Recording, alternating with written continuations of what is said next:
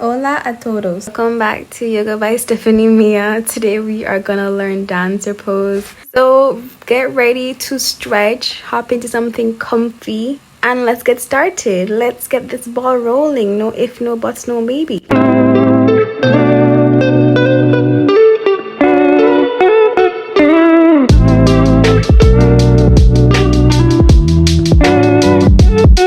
So I don't know about you, but when I was first learning dancer pose, it seemed very intimidating. But what we're gonna do today is basically break down the muscle groups that are involved in this posture and then basically put them together. So first we're gonna give some TLC to our shoulders, make sure that they're Gucci. Then we're gonna move on to our hips, making sure that they're nice and loose and limber. And then we're just gonna put everything together. So what you want to do is put your palms on your shoulders and make some nice small circles with your elbows. Pick any direction, one direction. And once you get the hang of it, you're going to make bigger circles, even trying to get your elbows to touch in the front and pretend that we can get them to touch in the back as well, to make them as big as possible. Really, we're trying to floss our shoulders. And you can also do this with a resistance band or a yoga strap, but I just wanted us to have no props necessary for this tutorial.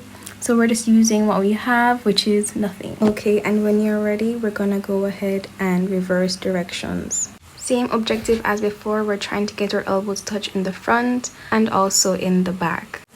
So when we think about dancer pose, we always focus on the legs and forget how much flexibility is involved in our upper back and shoulders. Remember when I told you earlier that we're gonna break down each component of dancer pose? We're gonna open the chest now.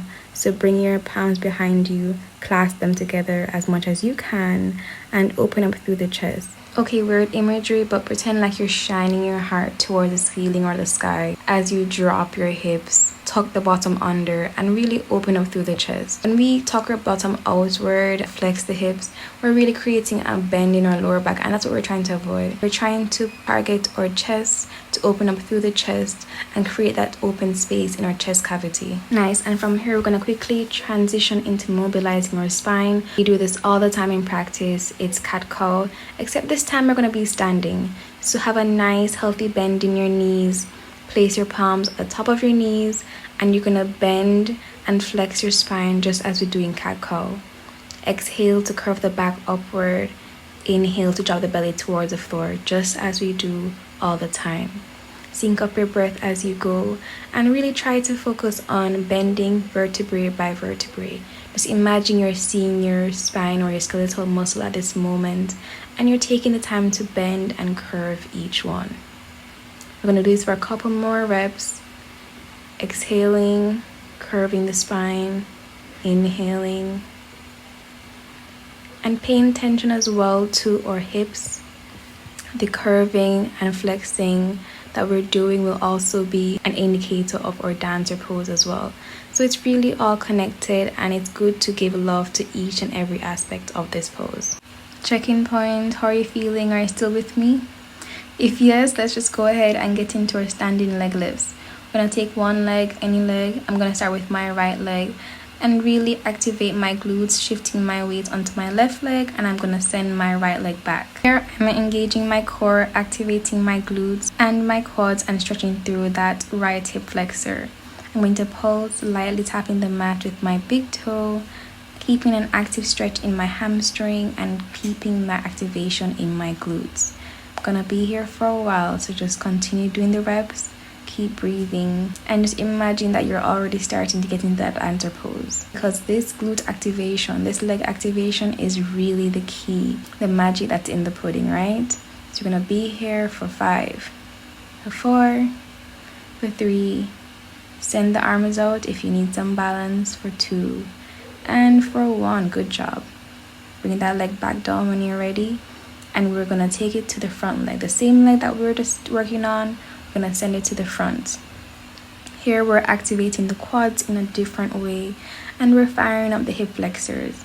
Our core should be extremely engaged here, and if you have a weak hip flexor, you might hear a clicking or a slight pain in your hip flexor. That should tell you that maybe we need to work on hip flexor strength a bit more. You're going to continue the reps, tapping your big toe on the mat, keeping that quad engaged, abs engaged. Nice. And from here we're gonna just flip it to the other side, because you know this is all about balance. Nice. So when you're ready, we're gonna send that left leg back and repeat what we just did. Just as we did, we're activating through that left leg, engaging the hamstrings, activating the glutes, and having a nice stretch in our hip flexors. We're tapping the big toe on the mat, breathing here, engaging the core, and not having an excessive bend in the lower back as yet. The focus of this active stretch is our glutes and our hamstrings. Of course, if you were having trouble balance, you can extend your arms if that will help. And we're here just for a couple more reps. 5, 4, 3, 2, and 1. Good job. Our hips should be feeling really nice about now. So we're gonna go ahead and take it straight to the front. Engage through the quads, activate your hip flexors, and be mindful of your core, because that's really is what is gonna help us to balance. So we have a tendency not to train our hip flexors. But here, if you feel a slight discomfort, that's okay. But if it begins to hurt, then we're just gonna have to stop and find some other way to therapize the hip flexors. If not, stick with me. You're almost there. You're doing great. I know how this feels, but it's for the greater good. It's just prepare and condition our bodies. Yes? Okay, we're all done, and let's go into some hip circles just to end the conditioning section before we get into the actual pose. So come to stand on your left leg. Your left leg is going to be your supporting leg, and you're going to make some wide hip circles with your knees. So imagine that you're drawing a circle with your knee forward to the side and as back as possible. You're going to keep your balance here by stretching your arms out to the side, or you can keep them on your hips as I am doing. Whichever is better for you, that's what we're gonna do today. When you're ready, reverse the circle just to give each side its proper course and its proper mobilization. Just as we did with the shoulder rotation, we're doing the same thing with our hips, because we do a lot of turning in and turning out in this dancer pose. So it's really important that we prepare ourselves for that. We're gonna switch to the other side as usual. So pick up that left leg and create a circle with your left knee. So we're going to rotate the leg one way, keeping an activation in our core and paying attention to our hip flexor. What I'm doing is basically placing my palms right by my hip joints to ensure that my hips remain squared throughout this motion, because we have a tendency to open up through the hips, and that may slightly hinder the benefit that we can get. So for this practice, I really encourage you to keep your hips facing forward as much as possible. Of course, it will not be 100% because of the motion that we're doing, but having that mind connection will really make a difference. When you're ready, reverse the circle, and this is going to be the last set, so really make it count. Do it to the best of your ability. You're almost there and you're doing so great. Okay, last one, and we're done. By now, we should be nice and warm. So we're going to go ahead and actively move towards our dancer pose. What we're going to do is bring both of our arms overhead.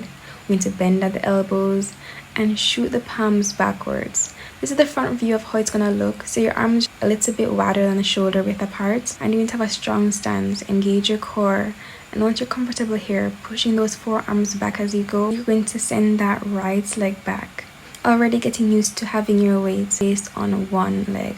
And once you're comfortable there, then you can go ahead and slowly bend at your knees, lifting the leg off the mat, engaging your glutes, powering through your quads, and having a nice stretch in your hip flexor. That's why it's all connected. The warm-up that we did before prepares us for this active and dynamic stretch. You're going to be here pulsing for a while, and it's just to prepare your mind and body for this nice deep stretch. I also want to say that we may not get the pose that we imagine, but it's a journey as always. So just try to enjoy the journey and not so much focus on the destination. Okay, so this first round is complete. We're gonna switch to the other side. So once again, the palms are coming together overhead. We're stretching through our forearms and we're pulsing. So here we're trying to ensure that our lower back is not overcompensating. It will definitely come into play later on, but it's the last thing that should be bent. At this moment, tucking my bottom under to ensure that the movement I am experiencing is coming from my shoulders only. As I begin to pick up that leg, bend at the elbows and pulse, I will see that my lower back began to form a deeper C. And here, this is perfectly fine and safe. Just remember that you need to continuously engage the glutes, fire up the quads, engage the hamstrings, and stretch through the hip flexor. By doing this, the muscles involved will not be working below their potential and placing force on the lower back. The lower back always seems to like to overcompensate for everyone else, so it's really important that we ensure that we're activating the right muscles to prevent injury.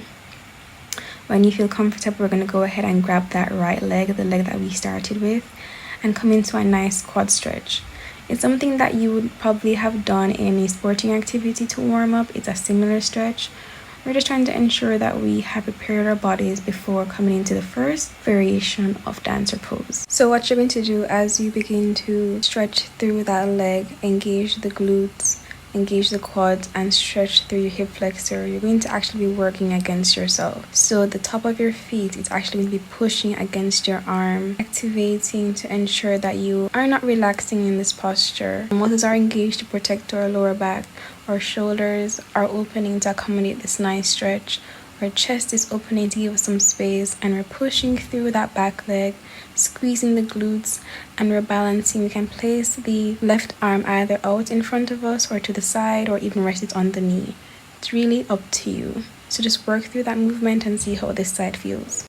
So we're going to take the same approach to the other side. Pick up that left leg and take your time to grab the top of your feet. Same as we did on the other side, we're going to push our heels into our bum, deepening that quad stretch, getting comfortable, because this quad stretch is really going to help us execute that dancer pose. We're going to stay here for a while, just exploring this movement, seeing how we feel. And as we get comfortable, you can go ahead and push the top of your feet against your palm, activating your quads, engaging your glutes, and stretching through that left hip flexor. Of course, as I've mentioned, you can balance by bringing your arms out in front of you to rest on your leg, and just ensure that you are looking at a spot in front of you to maintain balance. Engage your core as you continue to push the top of your feet into your palm, nice and strong.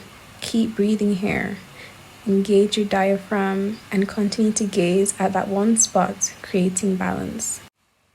Okay, so this is actually dancer pose. So I wanted us to try another advanced variation. This has to do with your grip and your shoulder rotation. So what you're gonna do, pick up the leg just as we did before, stretch through that hip flexor, have a nice grip, engage the glutes, and you're gonna flip the script. So basically you're gonna bring your fingers so they wrap around your feet, and there you're gonna have enough space in your shoulder just to bring your forearms up and overhead.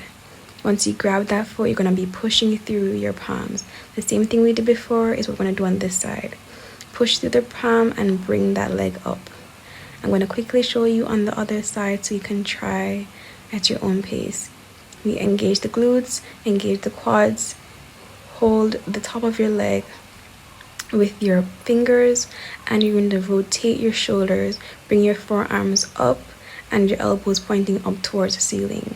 You're going to keep the distance of your elbows shoulder width apart as you bring and engage your glutes, bringing your feet up as high as possible. And that is the advanced version of dancer pose. I hope you had a great time this class. I hope it was fun. I hope you tried something new, and I'll see you in the next video. Namaste.